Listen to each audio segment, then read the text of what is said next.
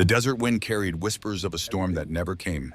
That's how it always was on Route 89, cutting through the Arizona You think wasteland you can like a walk in scar here that and refused to heal. disrespect us? The sun I hung don't want low, any bleeding trouble. orange It's and too late. crimson across the horizon, It painting the hurts. I asphalt in know. shades of Lean on ending us. things. We're And right on here, that brother. road, moving like a Thanks. dark Almost there. prophecy toward the small This town of guidance isn't Redemption, 12 suggestions, motorcycles responsibility. thundered I in know. perfect The choice is formation. clear. Once At the made, front, there's no leading the going back. pack like a wolf with his brothers at his back, rode a man the world knew as Reaper. His real name was Nathaniel Dutton. 46 years carved into weathered skin eyes that had seen too much and forgiven too little. The Harley beneath him was a 1985 shovelhead, black chrome and engine growl. The kind of machine that didn't just run it, roared with the ghosts of every mile it had conquered. On the back of his leather jacket, worn smooth by wind and time, 3 words announced who he was to anyone fool enough to look Iron Covenant MC president. Redemption. Chapter. Behind him, 11 riders moved in synchronized silence. Brothers. Not by blood, but by something deeper. Something forged in fire and sealed in loyalty that most men would never understand. They had been riding for 6 hours straight, Phoenix to Redemption. A run they made every month, visiting chapters across the state, keeping the bonds strong, keeping the covenant alive. But today something felt different. Reaper couldn't name it, couldn't place his finger on the unease that crawled up his spine like a cold hand. He just knew. The way a soldier knows when the night is too quiet. The way a sailor knows when the sea is lying. 6:03 p.m., the temperature dropping as the sun gave up its hold on the sky. 17 minutes to redemption. 17 minutes until everything he thought he knew would shatter like glass under a hammer. The formation held tight. Tiny rode directly behind Reaper's left shoulder, 6'5", 340 pounds of muscle and scar tissue, earned in Navy engine rooms and bar fights that became legend.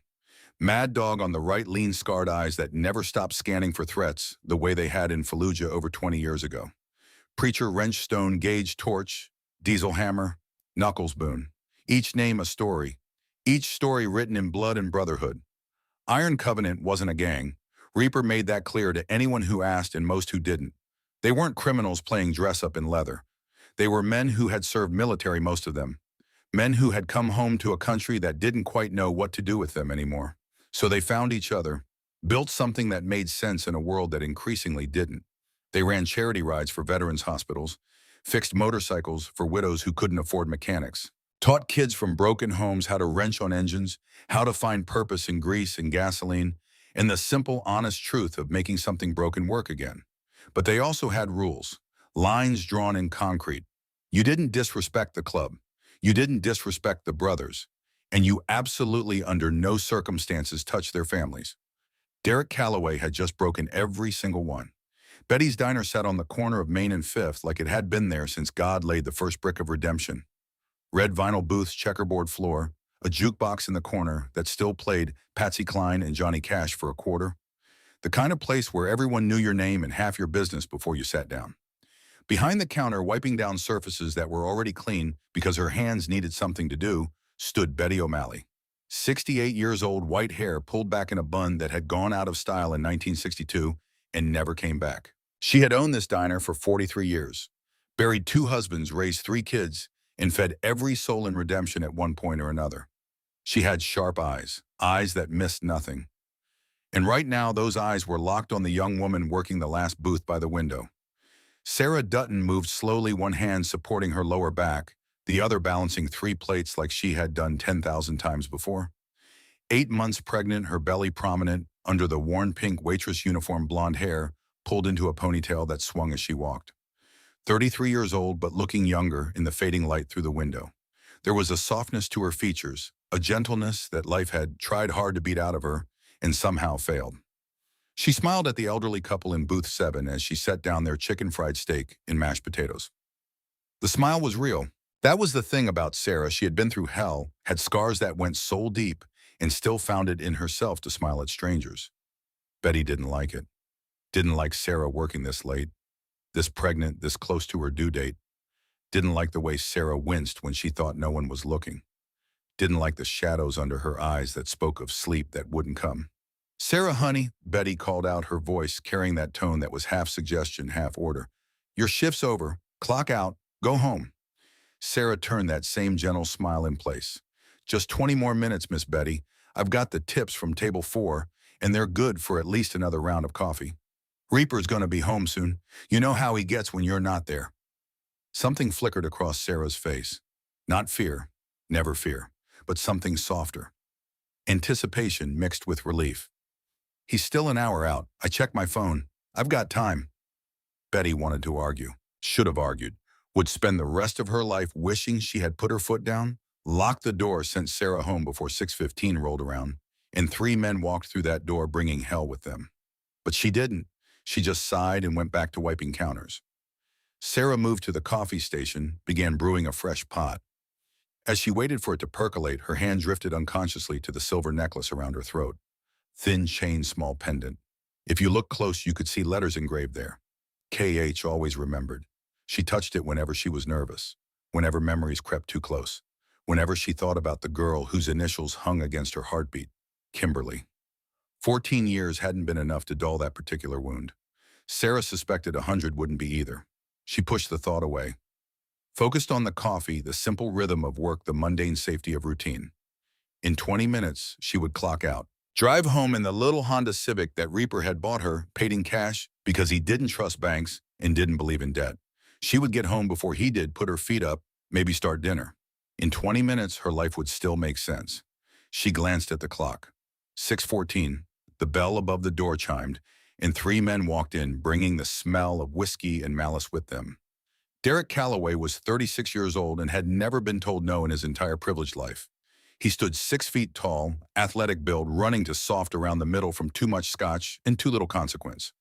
Blonde hair, gelled back designer jeans, a polo shirt that cost more than Sarah made in a week. Behind him, his perpetual shadows, Brandon Phillips and Tyler Kern. Bran and Tyler. Interchangeable in their usefulness, identical in their cowardice. They moved to the center booth like they owned it, because in a way they did. Derek's father, Vincent Calloway, was a councilman with his sights set on state senator.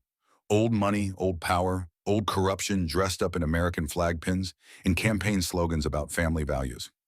And Derek was his son, his golden boy, his legacy wrapped in entitlement and sealed with a checkbook that had gotten him out of every mistake he had ever made. Sarah felt her stomach tighten the moment they walked in. Some primal part of her brain screaming, danger, run, get out. But she couldn't, wouldn't. This was her job, her town. She had as much right to be here as anyone. She took a breath, steadied herself, walked over with menus and that smile that took more courage than most people would ever know. Good evening, gentlemen. What can I get you? Derek looked up at her, and for a moment there was nothing in his eyes but the lazy assessment of a predator sizing up prey. Then something shifted. Recognition flickering across his features like a match strike in the dark. He leaned back in this booth smile, spreading slow and cruel. Well, well, he said, voice carrying across the diner. Don't I know you? Sarah's blood went cold. I don't think so, sir. Now what can I— No, no. Derek held up a hand, snapped his fingers like trying to summon a memory. I definitely know you. That face, those eyes. Give me a second. Bran and Tyler exchanged glances, grinning like hyenas scenting blood. Sarah stood frozen, every instinct screaming at her to run, but her feet wouldn't move, couldn't move. Derek's eyes went wide, theatrically wide. Holy shit, I got it. He slapped the table. You're Sarah Hartley. Or wait, what's your name now? You got married, didn't you? Dutton, Sarah whispered. Sarah Dutton. Dutton, Derek laughed, sharp, cruel. Right, right. You married that biker trash. What's his name, Reaper? He said it like the word tasted funny. Real tough guy, I heard. President of some little motorcycle club. Sarah's hand went into her necklace, gripped it like a lifeline. Derek leaned forward, elbows on the table, and eyes bright with something that might have been excitement if it wasn't so ugly. But that's not why I know you. Is it, Sarah? I know you because you're Kimberly Hartley's big sister. The diner went silent. Even the jukebox seemed to hold its breath. Sarah's face drained of color. Please don't. Kimberly Hartley. Derek drew the name out, savored it. Prettiest girl in Redemption back in the day. Head cheerleader, smart as a whip. Had a full ride to Stanford, didn't she? His smile turned into something sharp enough to cut. Before she killed herself. Stop. Sarah's voice cracked. Please. But Derek was just getting started. He stood up, slow, deliberate, took a step toward her. You remember why she killed herself, Sarah? You remember what happened to poor little Kimberly? Tyler and Bran were grinning, watching, enjoying the show. Betty's voice cut through from behind the counter. Derek Calloway, you sit your ass back down right now, or I'm calling the sheriff. Derek didn't even look at her. His eyes stayed locked on Sarah. She accused me of something I didn't do, tried to ruin my life with lies. But the truth came out, didn't it? The courts saw through her bullshit. She was just another girl looking for a payday. That's not true. Sarah's voice barely a whisper, tears starting to form. You know that's not true. And then 4 months later, she couldn't live with her lies anymore. Took a whole bottle of pills, left a note saying she was sorry. Derek took another step closer, close enough that Sarah could smell the whiskey on his breath. But she should have been sorry for lying about me, for trying to destroy my family. Get away from me. Sarah tried to back up, but her legs hit the booth behind her. Derek reached out, fast, grabbed her wrist. You know what I think, Sarah? I think Kimberly was weak. I think she was always weak. And I think you're weak too, coming back here working in this shithole diner married to some ex-con biker trash. Let go of me. What's the matter? You gonna cry? You gonna run to your husband? Oh, wait. Derek's eyes flicked to the clock on the wall. He's not here. Is he out riding around with his little gang playing tough guy while his pregnant wife serves coffee to real men? Sarah tried to pull her wrist free. Derek's grip tightened. From the corner booth, Griff Sutherland stood up. 71 years old, back bent from age and old war wounds, but eyes still sharp. Son, you need to let the lady go. Tyler moved fast, stepped in front of Griff. Sit down, old man. This doesn't concern you. The hell it doesn't. Griff tried to move past him. Tyler shoved him. Hard. Griff went down, hit the floor with a sound that made everyone in the diner wince. Lay there for a moment, stunned hand going to his hip, where 30-year-old shrapnel still lived under the skin. Sarah screamed, tried to reach for him. Derek yanked her back. Where do you think you're going? Betty was already on the phone. 911, I need police at Betty's Diner, Main and 5th. Derek looked at Sarah, really looked at her. The pregnant belly, the tears streaming down her face, the necklace with her dead sister's initials. And he smiled. You know what, Sarah, I'm glad Kimberly's dead. World's better off without lying little bitches like her. And I hope your kid turns out just like her. So I can... Sarah's hand came up. Instinct, self-preservation, trying to push him away. Derek grabbed her other wrist, pulled her close. Close enough that she could see every detail of his face. The cold calculation in his eyes. The enjoyment. Get off me, Sarah twisted, tried to break free. Derek let go. Sudden, violent, and shoved her, hard, both hands to her shoulders. Sarah stumbled backward, arms pinwheeling, trying to catch herself. But her center of gravity was all wrong, thrown off by the baby, by the fear, by the pure momentum of Derek's push. Her hip caught the corner of booth 6, the sharp edge, the angle all wrong. She went down hard. Her head hit the metal support of the table with a sound like a baseball bat hitting a watermelon. Blood immediately, bright red against blonde hair. She crumpled to the floor, one hand instinctively going to her belly, the other to her head. When she pulled it away, her palm was crimson. For 3 heartbeats, nobody moved. Then Betty was screaming into the phone. I need an ambulance now, pregnant woman, head trauma. Griff was trying to get up, reaching for Sarah. Tyler and Brand stood frozen, suddenly realizing this had gone somewhere they hadn't anticipated. And Derek just stood there, looking down at Sarah crumpled on the floor, blood pooling around her head, tears mixing with the red. He showed no remorse, no fear, just a cold, calculated assessment of the situation. Oops, he said, voice flat, empty. Guess you should watch where you're going. Sarah's eyes were open, staring at nothing. She was conscious, but the light behind her eyes was dim fading. Her lips moved, barely a whisper. Kimberly. Baby. Nate. Outside, the sound of thunder. Not from the sky, from the road, 12 engines, 12 Harleys, rolling into redemption like the hand of God coming down to judge. Derek didn't hear it, or if he did, he didn't care. He was already pulling out his phone, already calling his father, already preparing the story. The lie, the version where he was the victim, and Sarah was just clumsy, just an accident, just another problem that money could make disappear. Betty heard it. She looked up from Sarah, looked out the window, and her face went pale. Griff heard it, and despite the pain in his hip, despite being 71 and half broken, he smiled. Because he knew what was coming. Who was coming? The bell above the door had never seemed so loud. Reaper had known something was wrong 3 miles out. The way you know when a storm is coming, even when the sky is clear. The way you know when someone's watching you, even when you can't see them. Instinct. Honed by 2 decades in the Navy, refined by 6 years in prison, sharpened to a razor's edge by 22 years leading men who would die for the patch on their back. He throttled down, hand signal. The formation slowed. 11 engines dropping RPMs in perfect synchronization. They rolled into redemption at 6:15. Main Street quiet in the dying light. Everything should have been normal. Should have been the same as it always was when they came home from a run. But Reaper saw the ambulance parked outside Betty's diner before they even made the turn onto 5th. His blood went cold. He saw Betty's face in the window. Saw her looking at them. Saw her mouth form words he couldn't hear but understood in his bones. Sarah. He didn't remember parking the bike. Didn't remember the kickstand, the ignition, the walk across the pavement. One second he was riding, the next, he was pushing through the door of the diner, Tiny and Mad Dog flanking him like guardian angels carved from violence and loyalty. The scene unfolded in slow motion. Sarah on the floor. Blood. Too much blood. Paramedics working on her, one holding gauze to her head, another checking her pulse, a third on the radio calling for backup. Griff on the ground nearby, Tyler standing over him, looking lost. Derek Calloway in the center of it all. Phone to his ear. Face showing annoyance more than concern. And Sarah's eyes, finding Reaper. Locking onto him with an intensity that broke something in his chest. Nate, her voice barely a whisper. They know. About Kimberly. They know. Reaper crossed the distance in 4 strides. Dropped to his knees beside her. His hands, scarred, calloused hands that had built engines and thrown punches and held her on their wedding night, hovered over her, afraid to touch, afraid he'd make it worse. I'm here. I got you.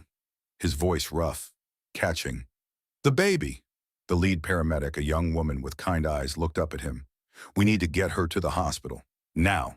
Possible concussion, and we can't assess the baby here. Reaper looked at Sarah's belly, at the swell of life they had created together. The second chance they had both thought they'd never get. Kimberly. They were going to name her. Kimberly.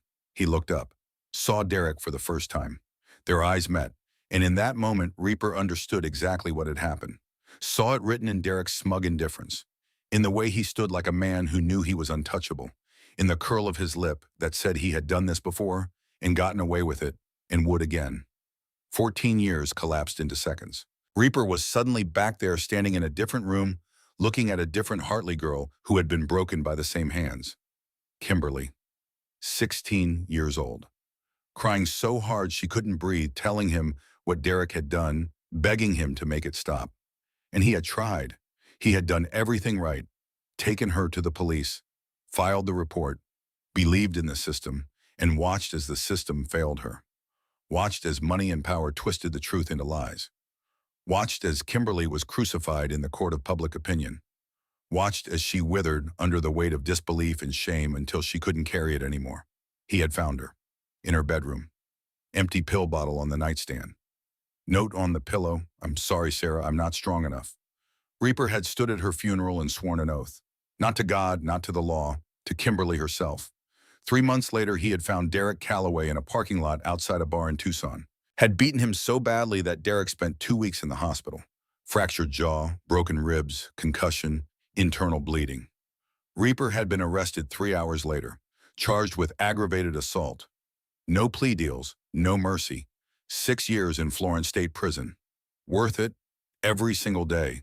Because for 6 years, Derek Calloway had carried the scars of what happened when you hurt someone Nathaniel Dutton loved. But 6 years was a long time. Long enough for scars to fade, for lessons to be forgotten. Long enough for Derek to think he was safe.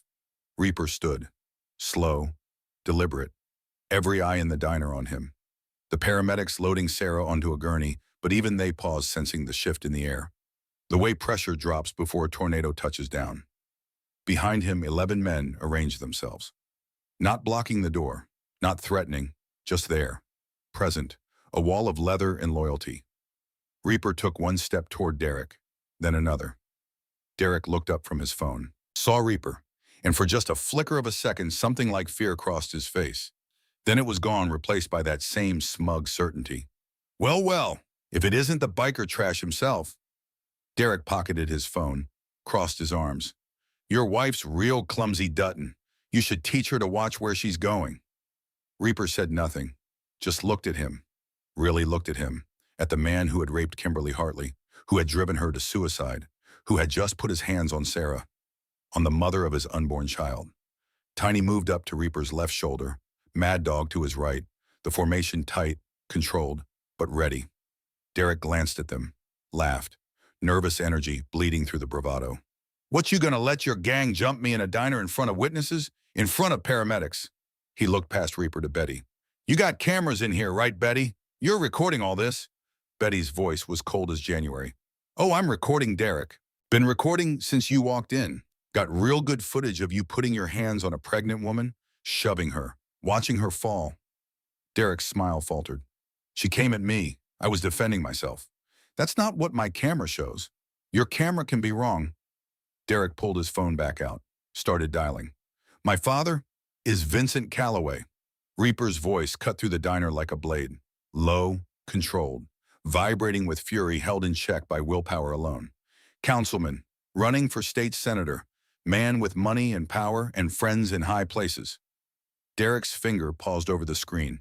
"That's right. So if you know what's good for you, I also know you're the same piece of shit who raped Kimberly Hartley 14 years ago. Got away with it because daddy's money bought you a good lawyer and a better lie." The diner went silent. Even the paramedics stopped moving. Derek's face went red. That case was dismissed. She was a liar. The courts proved it. The courts proved your father could buy justice. Different thing entirely. "You want to talk about courts?" Derek's voice rose, shrill. "You spent 6 years in prison for assault, for what you did to me. You're a convicted felon, Dutton, a violent criminal, and you're going to stand there and lecture me." Reaper took another step, close enough now that he could reach out and touch Derek if he wanted, close enough to see the sweat starting to bead on Derek's upper lip, close enough to smell the fear underneath the whiskey. "I did 6 years, Reaper said quietly, "and I'd do 60 more for what you did. But that was then. This is now." "So what?" Derek tried to laugh, failed. "You gonna hit me again? Go back to prison. Leave your pregnant wife alone while you rot in a cell." "No." Reaper's voice was soft, calm, the kind of calm that comes before violence so absolute it doesn't need to be loud. "I'm gonna give you one chance. One. To get on your knees, apologize to my wife, and pray that our baby is okay." Derek stared at him, speechless. "You got 3 seconds to decide. One. Are you insane?" Derek looked around, at Tyler and Bran, at Betty, at the paramedics. "Is he seriously threatening me right now?" 2. The door opened. Sheriff Garrett Blackwood walked in. 55 years old, graying hair gut hanging over a belt weighed down with badge and gun and radio. He took in the scene with practiced eyes. Sarah on the gurney, blood on the floor. Griff still sitting against the booth holding his hip. Derek standing in the middle. Reaper and 11 Iron Covenant members in a semicircle. "Well, hell," Blackwood muttered. "Somebody want to tell me what's going on here?" Derek's face lit up, relief flooding through him. "Sheriff, thank God. These men are threatening me. I want them arrested, all of them." Blackwood looked at Derek, then at Reaper. "That true, Dutton?" "My wife's on her way to the hospital because this man pushed her, while she was 8 months pregnant." "That's what's true." "That's a lie." Derek pointed at Sarah. "She came at me. I was defending myself. It was an accident." Betty Blackwood turned to the diner owner. "You see what happened?" Betty nodded to the camera in the corner. "Got it all on video, Garrett. Every second." Blackwood sighed, pulled out his radio. "Dispatch, this is Sheriff Blackwood. I need another unit at Betty's diner for witness statements." He looked at Derek. "Son, I'm going to need you to step outside with me." "What? Why, I'm the victim here. Just step outside. We're going to have a conversation." Tyler and Bran were already edging toward the door, trying to disappear. Blackwood pointed at them. "You two, stay put. I'll get to you in a minute." The paramedics lifted Sarah's gurney, started moving toward the door. Reaper moved with them, hand finding Sarah's, squeezing gently. "I'm coming with you," he said to the lead paramedic. She nodded. "You can ride in the ambulance." Sarah's eyes found his, tears cutting tracks through the blood on her face. "The baby, Nate, I can feel something's wrong." "Shh, don't talk. Save your strength." He leaned down, kissed her forehead, tasted salt and copper. "I got you. I'm right here." They loaded her into the ambulance. Reaper climbed in beside her. Through the open doors, he could see the diner. Derek, standing there, phoned to his ear again. No doubt calling his father. Calling the family lawyer. setting in motion the machine that would try to make this disappear like it had made Kimberly disappear. Tiny appeared in the doorway. "Boss, we're right behind you, all the way to the hospital." Reaper nodded, couldn't speak, throat too tight. The doors closed. The ambulance pulled away, siren wailing. And as they drove through the streets of Redemption toward Mercy General Hospital, Reaper held Sarah's hand and felt something crack inside him. Something that had been held together by hope and faith in second chances and the belief that maybe, just maybe, the past could stay buried. But the past never stayed buried. It just waited, gathering strength in the darkness, until the moment you were happiest, most vulnerable, most convinced you had outrun it. Then it came back, and it took everything. The waiting room at Mercy General Hospital smelled like antiseptic and desperation. Fluorescent lights hummed overhead, casting everything in a pale, sickly glow that made living people look half dead. The chairs were plastic, bolted to the floor, designed for maximum discomfort, as if grief needed any help finding places to settle into your bones. Reaper sat in one of those chairs, elbows on his knees, head bowed, hands clasped so tight his knuckles had gone white. He hadn't moved in 40 minutes, hadn't spoken, barely breathed. Around him, arranged like sentinels, sat 11 men. Iron Covenant didn't leave their president alone. Not now, not ever, but especially not now. Tiny occupied 3 chairs, his massive frame spilling over the armrests. He stared at the wall across from him, jaw working, grinding his teeth the way he had since Fallujah, since the IED that had taken half his unit and left him with shrapnel dreams he couldn't shake. Mad dog paced, 3 steps one way, 3 steps back, hand going to his hip where a sidearm used to ride before he forced himself to remember where he was. Civilian world, laws, consequences.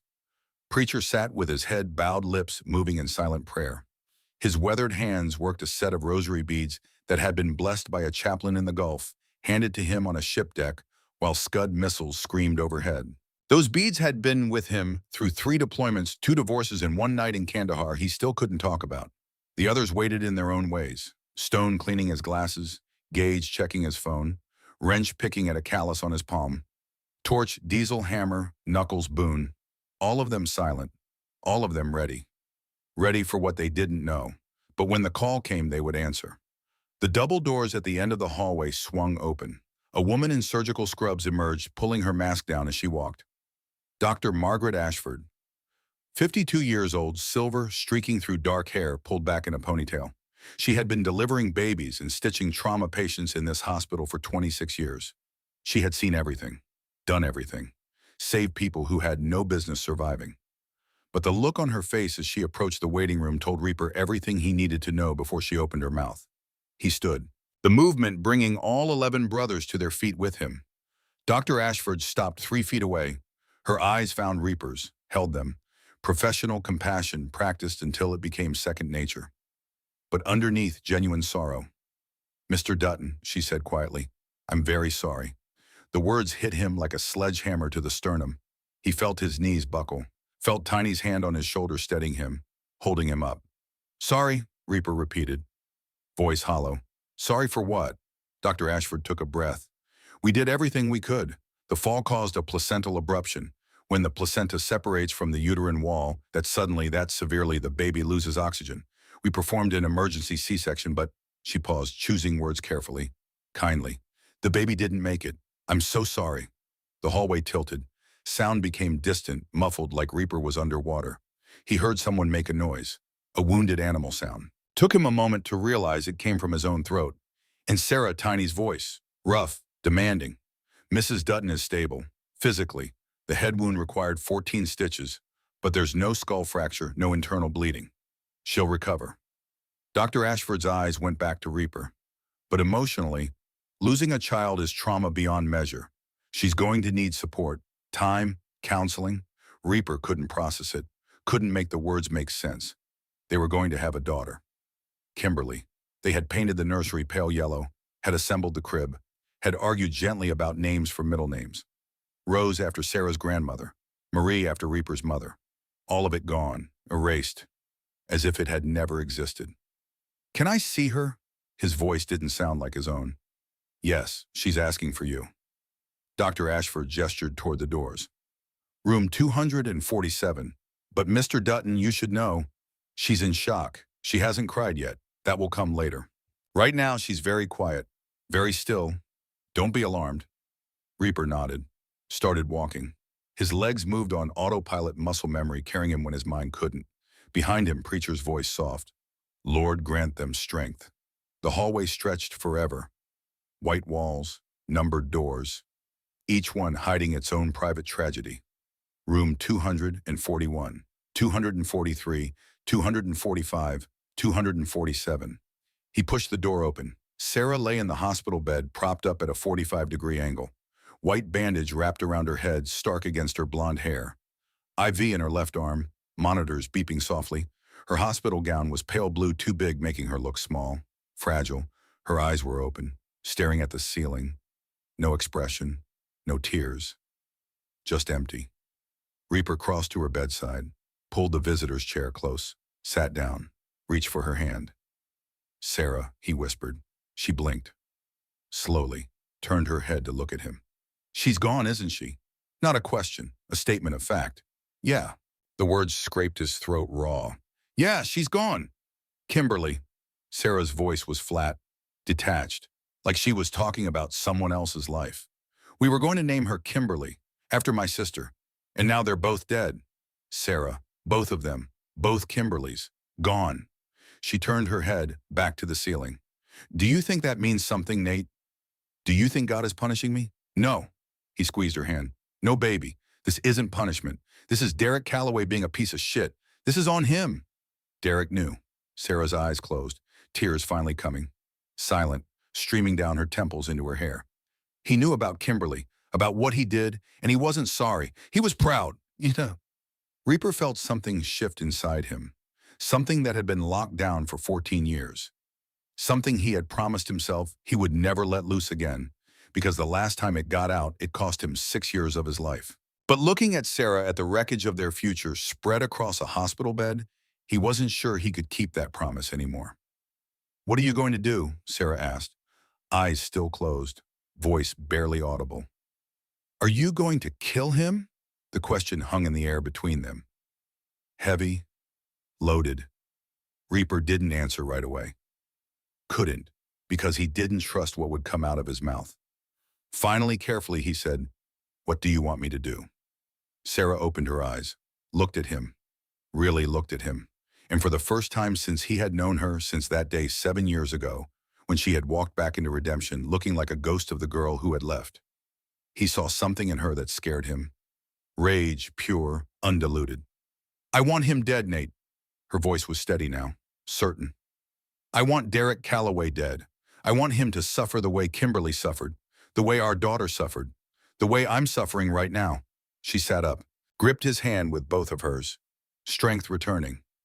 You went to prison for me once, for Kimberly. You sacrificed 6 years of your life to make him hurt, and it didn't matter. He learned nothing. He's still out there, still hurting people, still walking around like he's untouchable. Sarah, so this time don't just hurt him, end him. And I don't care what it costs. I don't care if you go back to prison. I don't care if I have to spend the rest of my life alone. I just want him gone. Reaper looked at his wife, at the mother of his dead child, at the woman he loved more than anything in this world, and he knew she meant every word. He also knew he couldn't do what she was asking. Not because he didn't want to. God knows he wanted to, had wanted to for 14 years, had dreamed about it in his cell at Florence, had imagined it in perfect detail. The sound Derek's skull would make, the look in his eyes when he realized no one was coming to save him, the silence that would come after. But he couldn't, because if he killed Derek, he would die in prison, and Sarah would be alone, truly alone. No sister, no daughter, no husband, and Derek's death wouldn't bring Kimberly back, either of them. So he did the only thing he could do. He leaned forward, kissed Sarah's forehead, and lied to her. Okay, he said softly. Okay, baby, I'll handle it. She sagged against him, relief flooding through her. Thank you. Thank you, Nate. He held her while she cried, while 14 years of grief and rage poured out of her in racking sobs that shook them both. He held her until the nurses came to sedate her, to give her something to help her sleep, to take away the pain for a little while. He held her until her breathing evened out and her grip on his hand loosened, and she drifted into medicated darkness.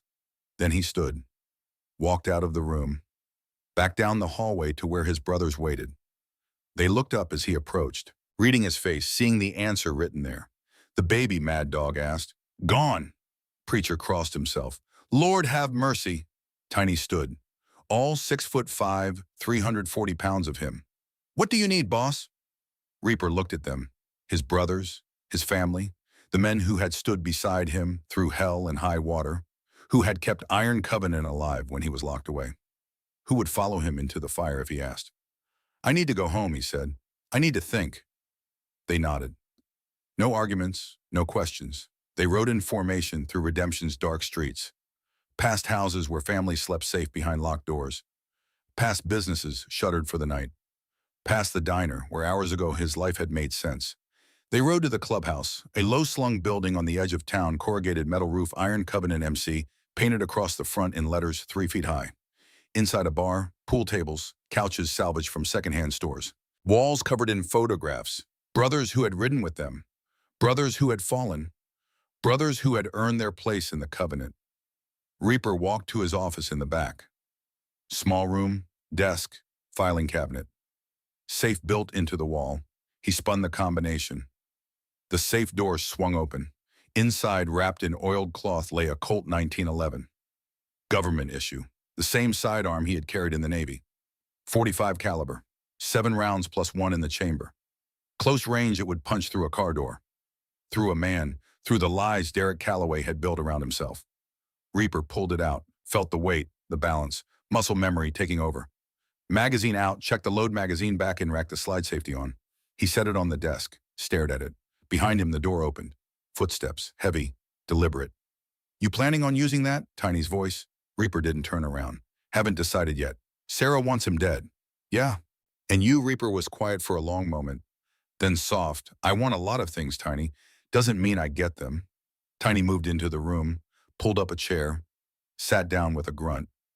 You remember what you told me when I got out after Baghdad? Reaper shook his head. You said the hardest thing about coming home wasn't leaving the war behind.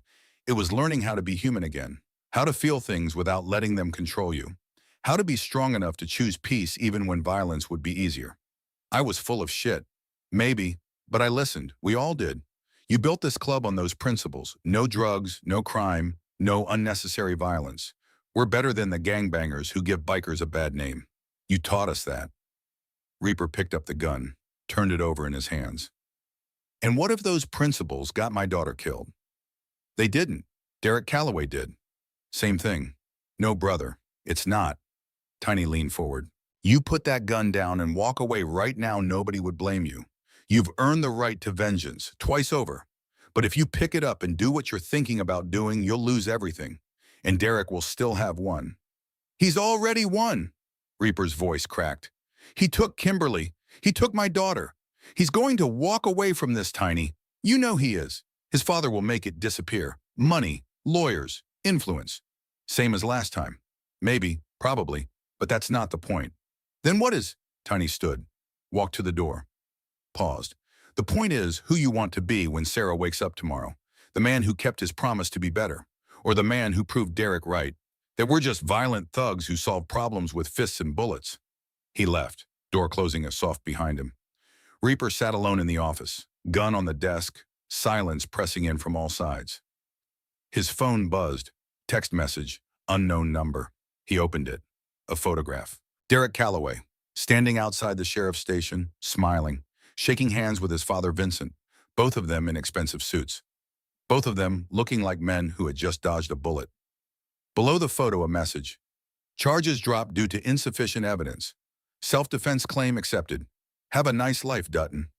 Oh, and sorry about your kid. Reaper stared at the screen. Read the message 3 times. Let the words sink in. Charges dropped. Self-defense. Sorry about your kid. He picked up the gun, chambered around, stood. The door opened again. This time, someone unexpected. Griff Sutherland limped in. 71 years old, leaning heavy on a cane hip, clearly bothering him from where Tyler had shoved him. But his eyes were clear. Steady. Nate, he said quietly, put the gun down, son. You don't understand, Griff. Oh, I understand plenty. Griff moved to the desk, slow, painful. I understand you're hurting. I understand you want blood. I understand Derek Calloway is a cancer, and the world would be better off without him. Then why are you here? Because I also understand that what you're about to do won't bring your daughter back, won't heal Sarah, won't change anything except put you in a cage for the rest of your life. Griff sat down with a wince. And because I've been where you are. Reaper lowered the gun. Kuwait. Kuwait, Griff nodded. Operation Desert Storm, February 26, 1991. We were pushing toward Kuwait City. My unit took friendly fire from an A-10. Pilot got confused, thought we were Iraqi armor. Killed 4 of my men. Good men, my friends. He pulled out his wallet, opened it to show a faded photograph. 4 soldiers, young, smiling. I wanted to kill that pilot. Spent months trying to find out who he was, planned it out, how I'd do it. Where? When? Griff closed the wallet. Put it away. Never did find his name. And you know what, I'm glad. Because if I had, I would have done it. And I would have spent the last 33 years in Leavenworth instead of here. Instead of with my wife, my kids, my grandkids. Your friends still died. Yeah, they did. And nothing I could do would change that.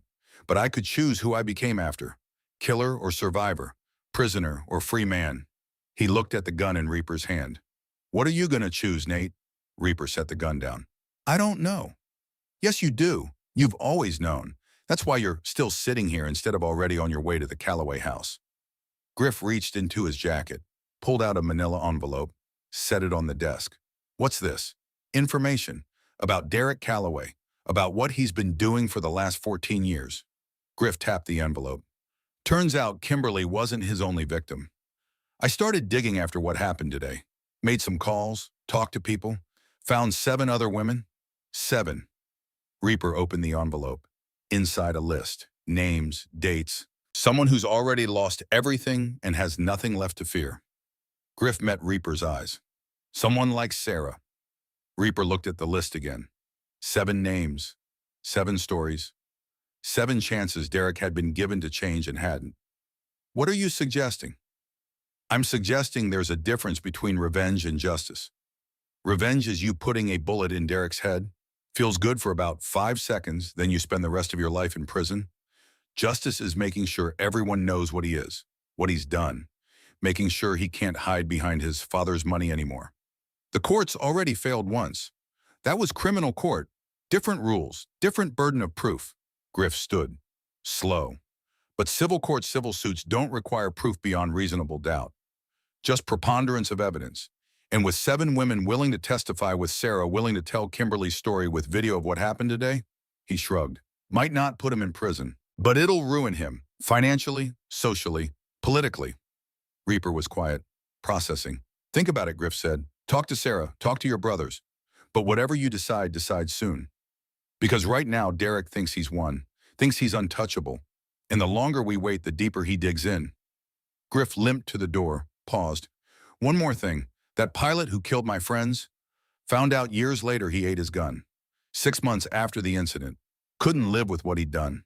He looked back at Reaper. Some men carry their guilt until it kills them. Others never feel it at all. Derek's the second kind, which means if you want him to suffer, you got to make sure he lives. Lives long enough to watch everything he has fall apart. That's real punishment. He left. Reaper sat in silence. Gun on one side of the desk, envelope on the other. 2 paths, 2 futures. He thought about Sarah, about the look in her eyes when she told him to kill Derek, about the rage and pain and desperate need for something to make sense in a world that had stopped making sense. He thought about Kimberly, both of them. One buried in Redemption Cemetery. One who never got the chance to be buried at all. He thought about Iron Covenant, about the brothers who had stood by him, about the principles he had built this club on, about whether those principles mattered when everything else had been taken. And he thought about who he wanted to be, the man with the gun, or the man with the envelope. Outside, dawn was breaking, pale light creeping through the window. A new day, whether better or worse he didn't know yet. Reaper picked up his phone, started making calls, not to Derek, not to Vincent, to the names on the list, to women who had been hurt and silenced and paid off and forgotten, to survivors who thought they were alone. One by one he dialed. One by one he introduced himself. One by one he asked the same question. Are you ready to fight back? And one by one, slowly, carefully, they said yes. By the time the sun was fully up, Reaper had made 7 calls, had 7 commitments, had the beginning of something that might be justice. He looked at the gun one more time, then picked it up, unloaded it, wrapped it back in oiled cloth, and put it back in the safe. Some wars were fought with bullets. This one would be fought with truth. And when it was over, Derek Calloway would wish Reaper had just shot him. Because death was quick. But this would last forever. 3 days after losing their daughter, Sarah came home from the hospital. Reaper drove slow through Redemption streets, hyper-aware of every bump, every pothole, every imperfection in the road. Sarah sat in the passenger seat of his truck, a Ford F-150 he'd bought 10 years ago, and maintained with the same meticulous care he gave his Harley. She stared out the window, hands folded in her lap, bandage still wrapped around her head. The doctors had wanted to keep her longer, run more tests, monitor her recovery. But Sarah had insisted. She needed to be home, needed to be anywhere but a hospital room that smelled like death and disinfectant. The house was small, 2-bedroom ranch on the outskirts of town surrounded by scrub brush and desert sand. They had bought it together 3 years ago, their first real home, the place where they were going to raise their daughter. The nursery door was closed when they walked in. Neither of them looked at it. Reaper helped Sarah to the couch, got her settled with pillows, a blanket, water within reach. She moved like someone who had aged 40 years overnight. Slow, careful, fragile. "You need anything?" he asked. She shook her head, didn't speak. He stood there, useless, wanting to fix something that couldn't be fixed. Finally, he said, "I made some calls. While you were in the hospital, about Derek." Her eyes flickered to him. First real sign of life he'd seen in 3 days. "What kind of calls?" "The women on Griff's list, 7 of them, all victims of Derek, all paid off to stay quiet." Reaper sat down next to her, close but not touching, giving her space. "I talked to each one, told them about Kimberly, about what happened to you, about the baby." Sarah's hand went to her stomach, the emptiness there. "What did they say?" "Most of them cried. All of them were angry. And every single one said they'd testify if we could protect them from the Callaways." "Can we?" "I don't know, but I'm going to try." He reached for her hand. She let him take it. "This isn't the revenge you wanted. I know that. But it's something. It's a fight we might actually win." Sarah was quiet for a long time. Then soft, "Tell me about them, the women." So he did. One by one, he went through the list. Mackenzie O'Brien worked as a bartender in Denver now. Single mother of 2. Derek had cornered her at a party in 2014, dragged her into a bathroom, left her bleeding and broken. The Callaways had paid her $50,000. She'd used it to move away, start over. But the nightmares never stopped. Harper Flynn was a nurse in Phoenix, engaged to be married when Derek raped her in 2016. Her fiancé left after. Couldn't handle her trauma, her anger, her middle-of-the-night panic attacks. She lived alone now, worked night shifts, avoided men. Avery Caldwell had been a law student at Arizona State, top of her class, full scholarship, future Supreme Court justice, her professors said. Derek attacked her at a study group in 2019. She dropped out 3 months later, worked retail now. All that promise buried under shame and PTSD. Riley Donovan was 24, youngest on the list. Derek had assaulted her just 3 years ago at a club in Tucson. She tried to press charges. The Callaway lawyers had threatened to destroy her family, expose her father's tax issues, ruin her mother's nursing career. Riley had backed down, signed the NDA, took the money, and tried to forget. Quinn Fitzgerald, Sloan Patterson, Tegan Murphy. Each with her own story, each with her own scars, each convinced she was alone until Reaper's call. When he finished, Sarah was crying, silent tears tracking down her face. 14 years, she whispered. "He's been doing this for 14 years, since Kimberly, maybe before." "Yeah, and we're going to stop him. We're going to try." Sarah stood, slow, determined, walked to the fireplace mantel, picked up a framed photograph. Kimberly Hartley at 16, cheerleader uniform, bright smile, eyes full of future. "I want to meet them," Sarah said. "The women, I want to look them in the eye and tell them they're not alone, that we're going to fight, together." Reaper stood, crossed to her, put his arms around her from behind, felt her lean into him. "Okay," he said, "I'll set it up." The next day they began gathering an army, not an army of soldiers, an army of survivors. Griff offered his house for the first meeting. Large living room, enough space for everyone, neutral ground, private. They came one at a time over the course of a week. each woman making the drive to redemption, scared, uncertain, but willing to listen. Mackenzie arrived first. 31 but looking older, red hair, pulled back eyes that had seen too much. She walked into Griff's living room like she was entering a combat zone, defensive, ready to bolt. Sarah met her at the door. Two women who had never known each other but shared the same wound. They looked at each other for a long moment. Then Sarah opened her arms. Mackenzie hesitated, then stepped forward, collapsed into the embrace, sobbed like a child. "I thought I was the only one," Mackenzie choked out. "I thought it was just me." "No," Sarah whispered. "You were never alone." Harper came next, then Avery, then the others. Each meeting following the same pattern. Fear giving way to recognition, giving way to tears, giving way to something harder, something stronger. Rage with purpose. By the end of the week, all 8 women sat in Griff's living room, Sarah and the 7 from the list. Around them, forming a protective circle, stood the Iron Covenant. 12 men in leather and denim, silent witnesses to pain they couldn't fix, but could damn sure avenge. Reaper stood at the front of the room, looked at the faces staring back at him. Women who had been broken and were choosing to stand anyway. "I'm not going to lie to you," he said. "This is going to be hard. The Callaways have money power lawyers. They're going to attack you, call you liars, drag your names through the mud, make you wish you'd stayed silent." No one moved, no one spoke. But Reaper continued, "They can't hide anymore. Not from all of you. Not when you stand together. Derek thinks he's untouchable. His father thinks he can buy his way out of anything. We're going to prove them wrong." "How?" Quinn asked. Youngest voice, most fragile. "We tried the criminal justice system. It failed. We're not going criminal this time. We're going civil." Reaper pulled out a folder. Inside, documents prepared by a lawyer in Phoenix. Pro bono work from someone who had heard the story and wanted to help. Civil lawsuit, all 8 of you as plaintiffs, suing Derek for damages, pain and suffering, loss of income, medical expenses, every penny he's cost you. "He'll just pay and walk away," Sloan said bitterly. "Like always. Maybe, but this time it's public record. This time the media will cover it. This time everyone in Arizona will know what he is." Tegan leaned forward. "And if we lose," Reaper met her eyes, "then we lose. But at least we fought. At least we stood up. At least we made sure Kimberly's death meant something." Sarah stood, moved to the center of the room. "My sister died thinking she was alone, thinking no one believed her. I won't let that happen to our daughter." Her hand went to her stomach again. That unconscious gesture to the life that wasn't there anymore. "I'm testifying. I'm telling Kimberly's story. I'm telling what Derek did 3 days ago, and I don't care what it cost me." One by one, the women nodded, agreement spreading through the room like fire catching. They were doing this, but the Callaways weren't going to make it easy.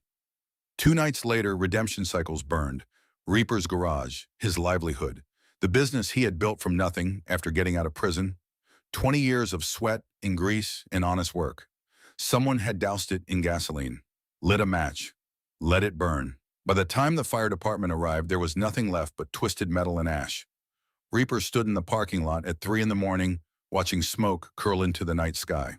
Behind him, Iron Covenant had assembled, every member, bikes lined up, waiting for orders. The message was clear. Back off or lose more. Tiny stepped up beside him. "We know who did this." "Yeah." "Say the word boss. We'll handle it." Reaper was quiet, watching his livelihood smolder, thinking about the easy path, the violent path, the path that ended with Derek Calloway in the ground and Reaper back in prison. Then he thought about Sarah, about 7 women who were counting on him to be better than Derek, to prove that strength wasn't just about fists and bullets. "No," Reaper said. "We stick to the plan. They burned your garage. I know, and we're going to make them pay for it, just not the way they expect." Mad Dog moved forward. "Boss, with all due respect, at some point we gotta stop turning the other cheek. They're not going to quit.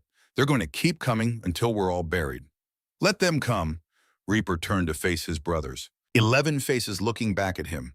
Loyal, ready, willing to ride into hell if he asked. Every move they make just proves what they are. Bullies, cowards, men who can't win unless they cheat. "And us," Wrench asked.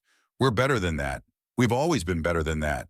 Reaper looked back at the smoking ruins of his garage. "They think this breaks me. They're wrong. This just makes me more determined." Sheriff Blackwood pulled up in his cruiser, got out, surveyed the damage, shook his head. Jesus, Dutton, you pissed someone off. You could say that. You got enemies with gasoline and matches. I got enemies with everything, Sheriff. But I also got witnesses who'll testify that I was home all night with my wife. 11 witnesses, in fact, who were at my house for a meeting that went until 2 a.m. Blackwood sighed. This about Derek Calloway. You tell me. Nate, I know what happened at Betty's was wrong. I know Sarah lost the baby. I know you got every right to be angry. But going to war with the Callaways isn't going to end well for you. I'm not going to war. I'm going to court. Blackwood blinked. Court, civil suit, 8 plaintiffs, all with similar stories about Derek, all willing to testify. Reaper pulled out his phone. Showed the sheriff the court filing. Official, legal, filed 2 days ago. We're doing this the right way. Blackwood read the document. Looked up. Something like respect in his eyes. You know they're going to come after you hard. They already are, hence my garage being a pile of ash. You got proof it was them. Not yet, but I will. Blackwood handed the phone back. For what it's worth, Dutton, I hope you win. Derek Calloway is a cancer on this town. Has been for years. But his father's got reach. Friends in Phoenix, friends in Washington. This isn't going to be easy. Nothing worth doing ever is. The sheriff left. Fire trucks packed up. Iron Covenant lingered. Preacher stepped forward, put a hand on Reaper's shoulder. We'll rebuild it, brother, all of us. Garage will be better than before. Appreciate it. In the meantime, you need money, you got it. We all chip in. That's what family does. Reaper looked at his brothers, at men who had stuck by him through prison, through poverty, through every dark moment of the last 2 decades. Thanks, but right now I need something more than money. Name it. I need you to help me find proof. Whoever burned my garage left evidence. Always do. We find it, we give it to the sheriff, we add arson to the civil suit. Tiny grinned. Shark smile. Now you're talking our language. They spread out, searching the perimeter, looking for anything the arsonist might have left behind. Footprints, tire tracks, discarded gas cans. It was Wrench who found it. 20 yards from the garage, half buried in sand. A gas can, red plastic, still reeking of fumes. And on the bottom, written in black, Sharpie a name. T. Kern, Tyler Kern, Derek's friend, the one who'd been with him at Betty's, the one who'd shoved Griff. Wrench held it up. Boss, we got him. Reaper pulled out his phone, took photographs, close-ups of the name, of the can, of exactly where they found it. Evidence. The next morning, he delivered it to Sheriff Blackwood. The morning after that, Tyler Kern was arrested for arson, and the Callaway empire started to crack. News of the arrest spread fast. Small town like Redemption, everyone knew everyone's business. Within hours, the whole county knew that Derek Calloway's best friend had been arrested for burning down Reaper's garage. The civil lawsuit was already generating attention. Local news had picked it up. 8 women suing the son of a prominent politician. The story had legs, but the arson added fuel, literally and figuratively. About a suicide note that still haunted him 14 years later. He told her about his own arrest, his conviction, 6 years in Florence State Prison for nearly beating Derek to death. He didn't sugarcoat it, didn't make himself the hero, just stated facts. He told her about Sarah, about meeting her again when she came back to Redemption, about falling in love with a woman who carried scars that would never fully heal, about building something good from the ashes of something terrible. And he told her about 3 days ago, about Derek walking into Betty's diner, about the attack, about Sarah losing their daughter. By the time he finished, Delaney had stopped writing. Just sat there, recorder running tears in her eyes. Jesus, she whispered. That's just my story, Reaper said. You want the real nightmare talk to the other 7 women? They'll tell you this has been Derek's pattern for over a decade. Hunt, attack, pay off, repeat. And Vincent Calloway knew had to. You don't pay out hundreds of thousands in settlements without Daddy signing the checks? Delaney's jaw tightened. I'm going to destroy them. Just tell the truth. Truth will do the job. She published the first article 2 days later, front page of the Sunday edition. Above the fold, photograph of Derek and Vincent at a campaign rally, all smiles and American flags. Headline, Senate candidate's son accused of serial sexual assault. The article was devastating, detailed, names of victims who had agreed to go public, quotes from Sarah about Kimberly, timelines showing 14 years of allegations, payoffs, and cover-ups. Within hours, it was viral. Twitter exploded. Hashtag Justice for Kimberly trending nationally. News outlets across Arizona picked up the story. then California, then Nevada, then national. Vincent Callaway's campaign went into damage control, press releases, denials, threats of lawsuits for defamation. But the damage was done, and it was about to get worse. The civil trial was set for 3 weeks out. County Courthouse, Judge Patricia Brennan presiding. 59 years old reputation for being tough but fair. She'd been a prosecutor before becoming a judge, had seen every dirty trick in the book, didn't tolerate bullshit from either side. The Callaways hired Gerald Whitmore, same lawyer who'd gotten Derek off 14 years ago, $600 an hour, win rate of 92%. The kind of man who could convince a jury that water wasn't wet if you paid him enough. The plaintiffs had Marcus Webb, Phoenix lawyer who specialized in sex abuse cases, worked mostly pro bono. Balding, soft-spoken, looked like a high school math teacher. But in a courtroom, he was the assassin. The day of the trial, redemption turned out in force. Courthouse steps packed with people, supporters of the victims holding signs. Justice for Kimberly, believe survivors. End rape culture. On the other side, Vincent Callaway's campaign staff. Smaller group, quieter, but well-dressed, well-funded, ready for war. Iron Covenant formed a human wall at the base of the steps. 12 men in leather cuts, arms crossed, silent. Not threatening, just present. Witnesses. Sarah walked up those steps flanked by 7 women. 8 survivors moving together, each one terrified, each one determined. Reaper walked beside Sarah, hand on her back, steady presence. Inside the courtroom was packed, every seat filled, overflow in the hallway. Media cameras lined up outside, banned from filming inside, but ready to pounce the moment anyone emerged. Judge Brennan called the court to order. We're here today for the civil case of O'Brien et al. Versus Derek Calloway. This is a bench trial, no jury. I'll hear testimony from both sides, review evidence, and render judgment. She looked at both tables. Counsel, are you ready? Yes, Your Honor. Marcus Webb stood, calm, confident. Ready, Your Honor. Gerald Whitmore, expensive suit, shark smile. Then let's begin. The trial lasted 3 days. Whitmore went first. Opened with character assassination disguised as defense. Painted Derek as a victim of vindictive women seeking money. Painted the plaintiffs as opportunists capitalizing on the Me Too movement. Painted Reaper as a violent ex-con with an axe to grind. But Webb was ready. He called Mackenzie to the stand. She walked up trembling and told her story. Every horrible detail, what Derek had done, how it felt, how it changed her. Whitmore cross-examined, tried to poke holes. Miss O'Brien, you accepted $50,000 from the Callaway family, correct? Yes. And you signed a non-disclosure agreement? Yes. So you took their money and promised not to talk. But here you are talking. Sounds like you just want another payday. Mackenzie's voice was steady. I took that money because I was scared. Because I had 2 kids to feed and bills to pay, and lawyers told me I'd never win in court. But keeping silent didn't make the pain stop. It just meant Derek got to keep hurting people. Objection, speculation. Sustain.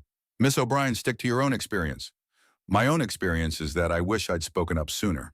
Maybe if I had, Sarah Dutton's daughter would still be alive. The courtroom went silent. One by one, the women testified. Harper, Avery, Riley, Quinn, Sloan, Tegan. Each with her own story, each corroborating the same pattern. Derek sat at the defense table, face impassive. But Reaper saw it, the tiny crack in his armor, the flicker of fear. On day 3, Sarah took the stand. She wore a simple black dress, hair pulled back, bandage finally removed, but the scar on her temple still visible. She placed her hand on the Bible, swore to tell the truth, sat down. Marcus Webb approached gently. Mrs. Dutton, thank you for being here. I know this is difficult. Sarah nodded. Can you tell the court about your sister, Kimberly Hartley? And Sarah did. She told the story Reaper had heard 100 times but never got easier. Told about Kimberly, the cheerleader, the straight-A student, the girl who was going to change the world. Told about the rape, the trial, the acquittal, the suicide. She told about finding Kimberly's body, about the note, about 14 years of wondering if she could have done something different, said something different, been there more. Then she told about coming back to redemption, about meeting Reaper, about choosing to build a life in the place where her sister had died because running away hadn't healed anything. She told about getting pregnant, about naming the baby Kimberly, about hope blooming for the first time in over a decade. And she told about Derek walking into Betty's diner, about recognizing her, about taunting her with Kimberly's memory, about the push, the fall, the blood, Mrs. Dutton, Webb said softly. What happened after you fell? I woke up in the hospital. They told me my baby was dead. Sarah's voice cracked. First time all testimony? They told me Kimberly was gone. And how did that make you feel? Like dying. Like the universe was punishing me. Like no matter what I did, Derek Calloway would always win. Webb paused. Let the words sink in. Then, Mrs. Dutton, why are you here today? Sarah looked at Derek. Really looked at him. He stared back emotionless. I'm here because my sister deserved better. My daughter deserved better. And every woman Derek has hurt deserves to be believed. She turned to Judge Brennan. I'm not asking for money, Your Honor. I'm asking for acknowledgement. I'm asking the court to say that what happened to us was real, that Derek Calloway is guilty, that we're not liars or opportunists or vindictive exes. We're survivors, and we deserve justice. Whitmore's cross-examination was brutal. I'm a man who protects his family. There's a difference. Webb pulled out a phone. Mr. Dutton, 3 weeks ago you received a text message. Can you tell the court about it? Reaper described it. The photo of Derek and Vincent celebrating. The message mocking his daughter's death. And do you still have this message? Yes. May I see it? Reaper handed over his phone. Webb connected it to the courtroom display. The message appeared on a screen for everyone to see. Charges dropped. Self-defense. Sorry about your kid. The courtroom erupted. Judge Brennan banged her gavel. Order, order, in this court. But the damage to Derek was catastrophic. That message displayed for everyone to see showed exactly who he was. No remorse, no empathy, just cruel mockery. Whitmore tried to recover. Your Honor, we have no way to verify this message actually came from my client. Webb smiled. Actually, Your Honor, we subpoenaed Mr. Calloway's phone records. The number matches. This message was sent from Derek Calloway's personal cell phone at 9:42 p.m. on the night Sarah Dutton miscarried. Derek's face went white. Vincent Calloway stood up in the gallery. This is a setup my son would never. Mr. Calloway, sit down or I'll have you removed. Judge Brennan's voice cut like glass. Vincent sat. The trial concluded 2 hours later. Closing arguments. Webb spoke of patterns of evidence of 8 women who all told the same story. Whitmore spoke of reasonable doubt of ulterior motives of the sanctity of innocent until proven guilty.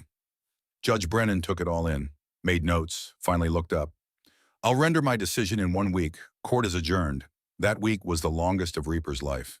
He and Sarah stayed home mostly, avoided the media circus, avoided the speculation, just held each other and waited. Iron Covenant kept watch, rotating shifts at the house, making sure no one bothered them.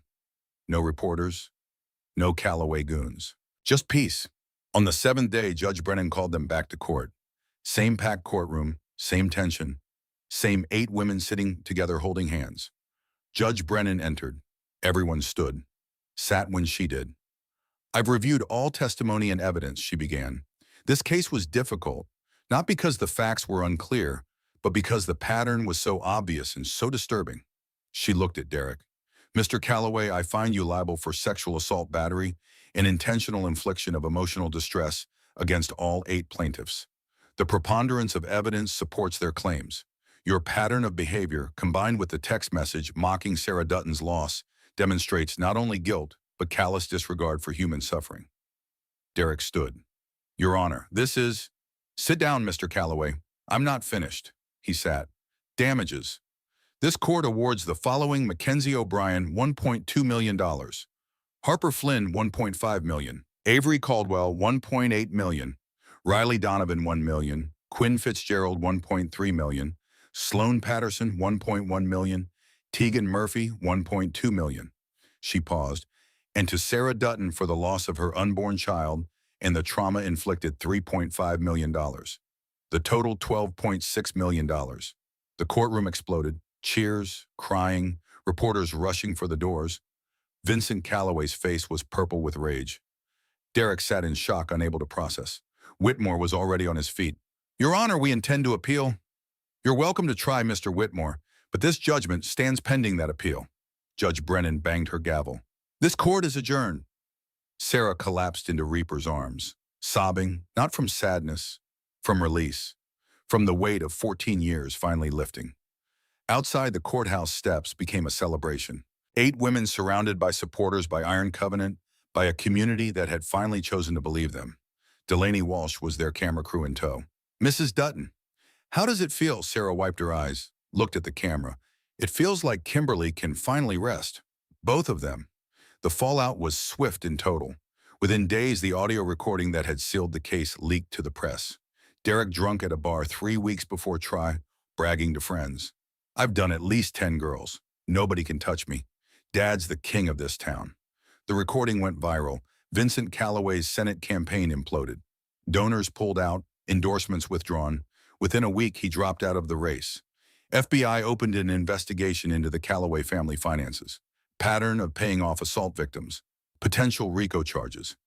Derek fled, tried to run to Mexico, got picked up at the border, extradited back for questioning. And Tyler Kern, facing arson charges and looking at serious prison time, flipped. Testified that Derek had ordered the garage burned, that Vincent had known about all the assaults, that the Callaway family had operated as a criminal enterprise for over a decade. The arrest came 6 months after the civil trial verdict. Derek Calloway, 28 years federal prison, multiple counts of sexual assault, witness intimidation, conspiracy. Vincent Callaway, 15 years, obstruction of justice, racketeering, bribery. Gerald Whitmore disbarred, under investigation for his role in covering up crimes, and in redemption, life slowly rebuilt itself. Reaper's garage rose from the ashes. Iron Covenant members donated time, materials, labor. Community pitched in. 6 months after the fire, redemption cycles reopened. Bigger than before, better. Sarah started a support group for sexual assault survivors, met weekly at the library, gave women a place to speak, to heal, to know they weren't alone. The 8 plaintiffs stayed in touch, became friends, became sisters in a way only shared trauma could forge. And on a cool November morning, 1 year after losing their daughter, Reaper and Sarah stood in Redemption Cemetery. 2 headstones, side by side. Kimberly Hartley, 1996 to 2012. Forever young Kimberly Dutton, 2026, forever in our hearts. Sarah placed flowers on both graves, knelt, touched the cold stone. I did it, Kim, she whispered. We did it. He can't hurt anyone else. Reaper stood behind her, hand on her shoulder. 11 brothers arranged in a semicircle, paying respects, bearing witness. When Sarah stood, there were tears on her face, but also something else. Peace. Not the absence of pain. That would never fully go away, but the presence of closure, of justice, of knowing they had fought and won. They walked back to the truck together, Reaper's arm around Sarah's waist. What now, she asked. Now we live, we heal, we keep fighting for people who need it. Like we needed it. Like we needed it. They drove home through Redemption streets, past Betty's diner still serving coffee and comfort, past the courthouse where truth had finally won, past the garage where Reaper would spend tomorrow teaching a kid from a broken home how to rebuild an engine, past all the places where pain had lived and hope was being rebuilt. That night, as Reaper lay in bed with Sarah curled against him, his phone buzzed. Text message, unknown number. He opened it. A message from a girl. 17, photo attached, bruised face, black eye. Mr. Dutton, my name is Fallon. I need help. There's this guy at my school. Reaper read it twice. Looked at Sarah asleep against his chest. Thought about Kimberly, about his daughter, about 8 women who had stood up when it mattered most. He texted back. Tell me everything. You're not alone. We'll fight this together. Because that's what Iron Covenant meant. That's what brotherhood meant. That's what justice meant. Not just winning once, but standing ready to fight every single time someone needed defending. For as long as there was breath in his body and brothers at his back. Forever. Underscore, underscore, underscore, underscore, underscore, underscore, underscore, underscore, underscore, underscore, underscore, underscore, underscore, underscore, underscore, underscore. The end.